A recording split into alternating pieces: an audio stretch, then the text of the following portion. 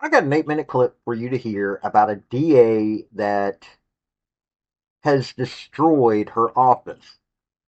And as such, it's caused criminal justice system to go haywire in McKinley County, New Mexico. Well, actually, District 11, I think is yeah, District 11 in New Mexico, which is basically McKinley County.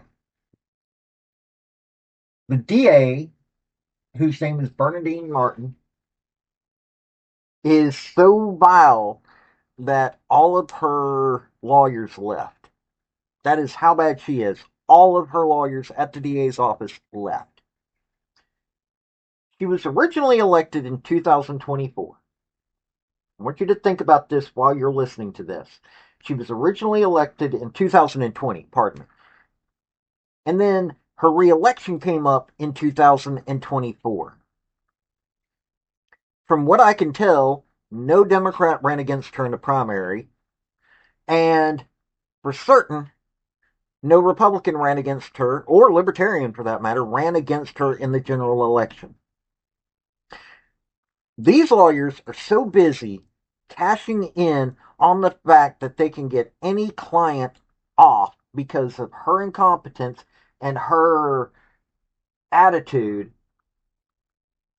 that they are not willing to help correct the criminal justice system in their own area. That is how bad these lawyers are there. It is no wonder that this woman got elected. But let's let you hear this. It's like 8.5 minutes of what is actually going on in District 11 in New Mexico. Howdy, y'all. This is Paul, the Redneck Thinker. What we have here is a channel to communicate. I want you folks to be thinking by the time you leave my videos. Why? Because I'm tired of people talking via what other people tell them to think. So, watch my video and enjoy the chance to think for yourself. Getting a handle on crime has been a priority for years now in communities all across the state. But what happens when there is no one to prosecute the suspects that police arrest? As KRQE investigative reporter Ann Perret explains, one lawmaker is making an unusual move to try to fix the problem as the community grows impatient. This is definitely the worst I've ever seen it. I'm nervous, but I'm more scared, and this all comes down to the DA. But she cannot continue doing what she's doing. It's impossible.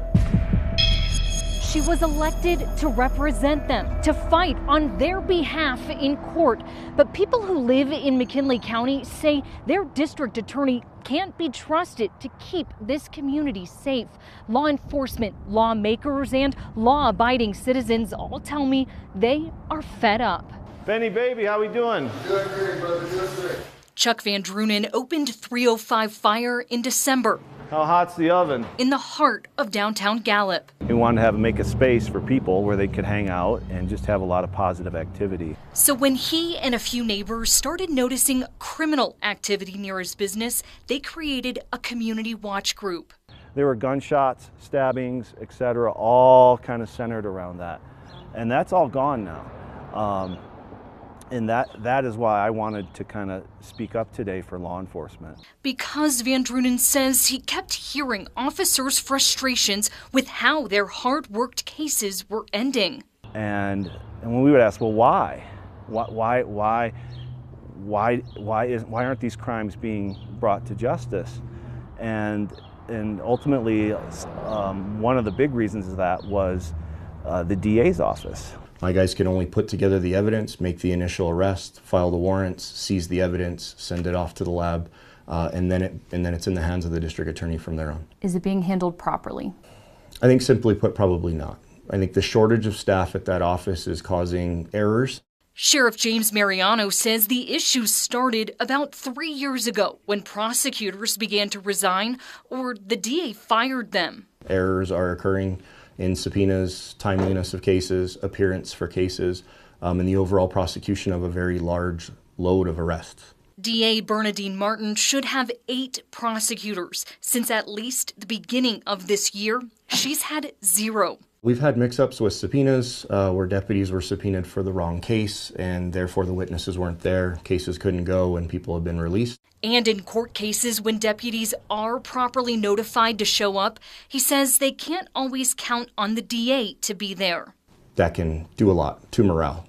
It can also do a lot to their motivation to continue to work these kind of cases. The sheriff says he has spoken with the DA, but he tells me that just results in temporary fixes. But we're trying to work through it because ultimately at the end of the day, it's the victim that we are here for. It's our community. We're here to make safer. And she's getting paid by you, me, and other people in the state of New Mexico to prosecute crime. And it's not happening. State Senator George Munoz has heard from victims' families, judges, the DA's employees. She just got that environment where nobody wants to work there, and it's on her. Munoz shared a long list of issues the DA's staff disclosed to him, instances of the DA yelling at and belittling them, questioning an employee's chronic medical condition, and denying overtime. You can't go back and tell your employees you're going to have to change your timesheets, or I'm going to change your timesheets, and you're not allowed overtime. That's what was happening. Mm-hmm. The dysfunctions become noticeable to defense attorneys too. I like Bernadine, but I don't know what the heck she's doing. Trial attorney William Stripps worked in McKinley County since 1996.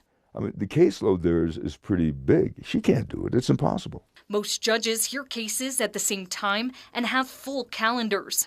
She can't be in 3 places at the same time. You have all these people waiting. It is not fair to the defendants. It's not fair to the court.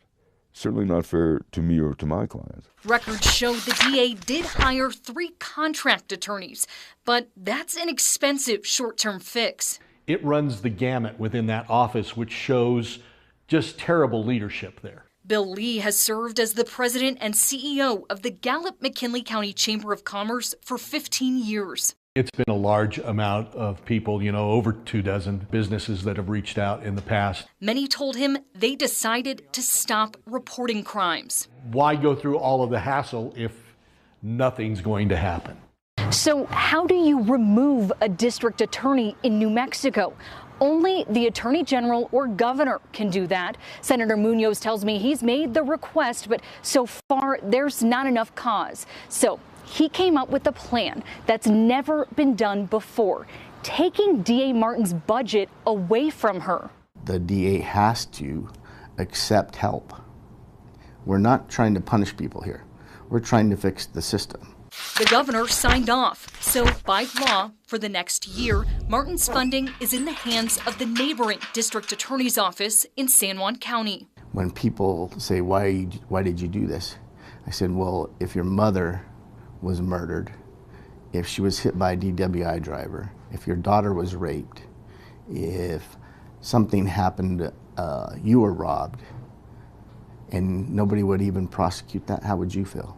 I called Bernadine Martin to hear her side. She said, quote, "I'm not speaking to reporters. Thank you for your call," and hung up. So I stopped by her office here to give her one more chance to respond. I was told she was tied up in court. The DA did send a couple of emails, though.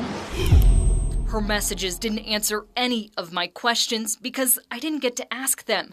In the emails, Martin says the funding move holds her, quote, hostage and incapable of doing her job. She believes it's a mistake that hurts the judicial system and the community because now there's no money to operate. But San Juan County District Attorney Jack Fortner tells me there's money. The only change, as of July 1st, Martin's no longer in control of it, which she's made clear to him she's not okay with.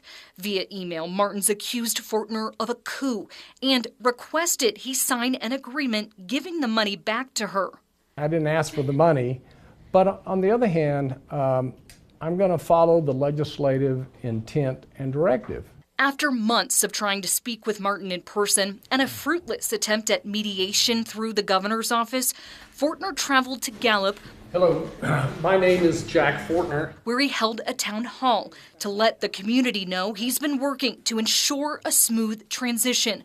So far, hiring 3 senior attorneys who will relocate to McKinley County with more recruitment underway. So they should know that we shouldn't miss a step if we get cooperation. Martin's cooperation, because by statute, Fortner says only DA Martin can assign cases to assistant prosecutors. If she doesn't, then she'll be removed. But the hope, Senator Munoz says, is she'll turn things around instead. After all, the county just re-elected Martin in 2024. Is this the right way to attack the problem? I hope it is. I hope it brings meaningful change. I think Gallup's a beautiful place, and I don't want to see it go downhill. And to do that, citizens and everybody's kind of got to do their part and step up. And that includes the DA, so whatever it takes to get it done. Ann Perrette, KRQE investigates. District Attorney Martin is not giving up. She went to the New Mexico Supreme Court to fight the funding move, filing a petition to block the legislature's decision.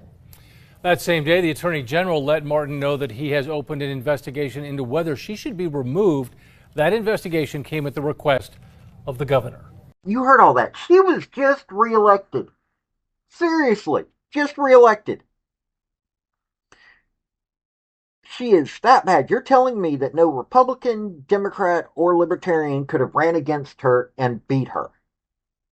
You're telling me this.